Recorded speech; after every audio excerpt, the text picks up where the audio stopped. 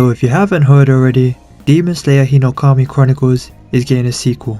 They released a full trailer already and it's going to be playable in a demo at an event later this month. But I'm just wondering, what's the point?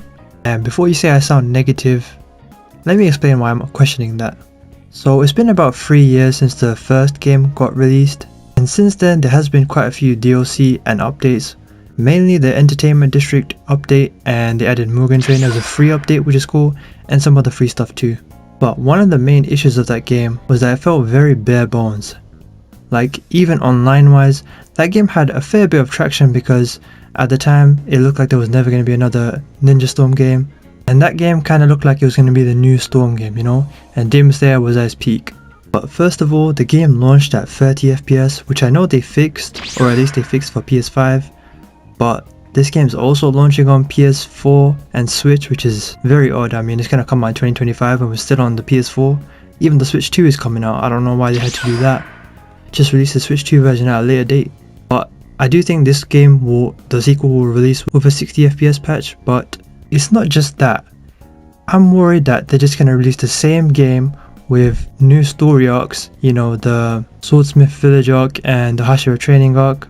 And yeah, they'll add the Entertainment District arc, but I consider that a part of the first game because it was a DLC. And I just feel like the support that game had, the first game, was just not there. I mean, yeah, they added DLC, but I feel like these anime games, they rely too heavily on DLC content and then don't go all out with the DLC content. Like, the story was kind of just okay. The cutscenes were pretty good, except for when they added those like slideshows. I just can't stand when they do that in these games. And the open world was okay. The quick time events were okay as well, and yeah, overall the story mode was just okay, you know, but it's nothing special if you've watched the show, which more than likely you have if you're playing the game. But what they didn't do is listen to fans about the actual gameplay and the features. For example, the online mode was literally just a versus mode. You either play against people or you don't. There was no spectator option and no tournament mode or anything like that, and also there was no ranked mode, but you could say maybe there's no need for that either. And yeah, if the sequel adds all of that stuff, it could be great, but that's just stuff that could have and should have been an update in the first game. In fact, it's stuff that should have been in the game to begin with, and instead not only was it just a bare bones release, but it came out basically missing content. I mean, Mugen Train had been out by the time that game came out, and 60 FPS being a patch is just very odd to me. Like, why would you like ruin your initial release at that point? Like, just imagine how many people dropped the game or didn't pick up the game because of that. The game is always going to be its most hype for consumers when it first comes out. But that's just speaking about features and whatnot. But the other thing is this game itself, like to its core, going to be any different from the first game? Like, I know obviously it's a sequel and the game's not that old. It has a PS5 version. I'm talking about the first game.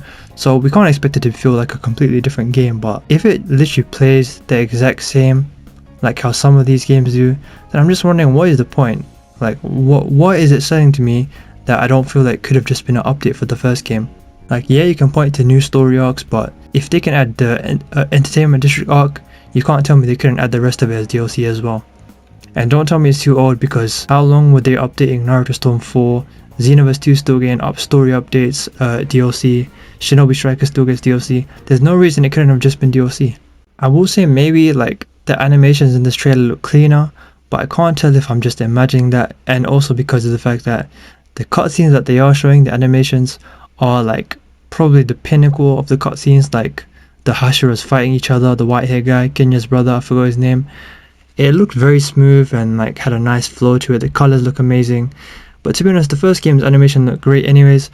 There were some points where it looked blocky, hopefully they fixed that. But other than that, there's not too much to it. Now the main question is the gameplay gonna feel different? Because that's what's most important. Because the gameplay was good, but some of them just felt like copy-pasted characters, and they kind of took that to the next level by literally creating separate characters which were literally the other characters but with like academy costumes or whatever. Let's be honest, those are literally just reskins of the same character, literally. Like, at best they had a different alt, but they were more like gag characters just to pad up the roster because the roster was small. And of course it would be nice if they just throw those characters into this game, into the sequel anyways, but we don't count them as separate characters really. But the good news is there's more characters to come in this, so hopefully they won't feel the need to pad up the roster anymore. And they have announced that all the Hashira will be playable, but hopefully more than that will be playable. I mean, Genya, I think that's the guy with the gun, he should be in the game. And those demons that are like twins or whatever, quadruplets, and then their combined version, that should be in the game as well. I guess that dragon won't be playable, but it could be a boss fight. But other than those, I mean, what else could they add? I mean, I say that, but there is quite a few characters. I saw them trying to advertise Tengen as a new character. I don't count Tengen as a new character. None of the Entertainment District stuff counts as new content to me. I don't care if it is DLC in the first game, it's part of the first game. Now, how do I feel like they'll do DLC for this game? Because a lot of people thought that this Demon Slayer series was going to be a trilogy, but considering how like DLC and season passes work and how the trailer looked, it looks like it's going to end off exactly where the latest season of the anime ended, the Hashira training arc, which is them falling down to the castle. And then I think it's going to be one big season pass for, because I feel like the Infinity Castle arc, what is it, 3 movies? That's going to be too long to be one expansion. I mean, if it's one expansion, that's great, but I feel like it'll be one payment and then they release it in 3 separate parts, and it will coincide with the movie releases, and I think that would be quite clever. And I'm almost certain that this game will come out before the first movie, just because like they wouldn't want it to feel outdated, you know. I think I saw Gloku say that as well. It will likely come out before the first movie so that the story is up to date with the anime, and then as the movies come out they will add the DLC, you know what I mean. But even then, I guess we gotta have more than that. But it is good to know that they likely won't milk it for a third game and just put it all in one. Now, as for like story stuff from the first game, I'm almost certain that they won't have the story from the first few arcs in this game, but it would be nice to have like the bosses from that game. I mean, obviously the characters will be there, but I would love to be able to fight the bosses, maybe in like a boss rush mode. That's another mode I'd love to see, a big boss rush mode with all of the arcs, but maybe that's asking for too much, you know. I don't even know if Naruto has that. But other than that, I don't want to sound negative. I mean, I just want to establish this. This is one of the better anime game franchises. Not the best, and it had one of the most potential, I will say that. Like, it could have been what Stormfall was. And maybe because it released so early in the anime's life cycle, and this game likely covering all the way to the end of Demon Slayer, well, that's if it adds Infinity Castle arc as DLC, it could have everything. And maybe that will be like the sweet spot, you know. It would be perfect. It will maybe replicate what Stormfall did, but that could be too good to be true. But I want you guys to let me know what you think, and how big do you think the roster will be. And I was wondering, like, is it gonna clash with the Bleach game?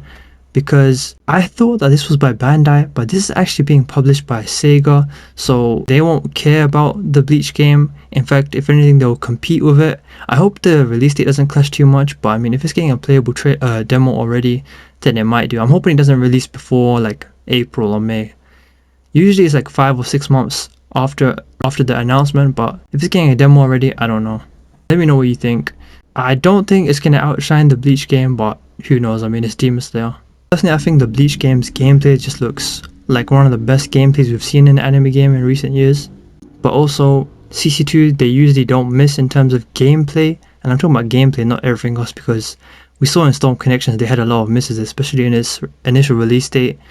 And hopefully they learn from the mistakes of Storm Connections for this game, and from the mistakes of the first Demon Slayer game, because CC2, I saw they've been getting a lot of criticism lately, so hopefully they take that all into account and just make this perfect. And yeah, let's see how it competes with the Bleach game. But let me know what you think down below of both those games competing with each other, and just in general anything I said, if you disagree or agree. Do check out my other videos, there should be some on screen now. I do videos on anime games like Bleach, Rebirth of Souls, and Dragon Ball Sparking Zero. And follow my socials in the description below. But with that said, I've been your boy Kaizen, and I'll see you in the next one. Peace.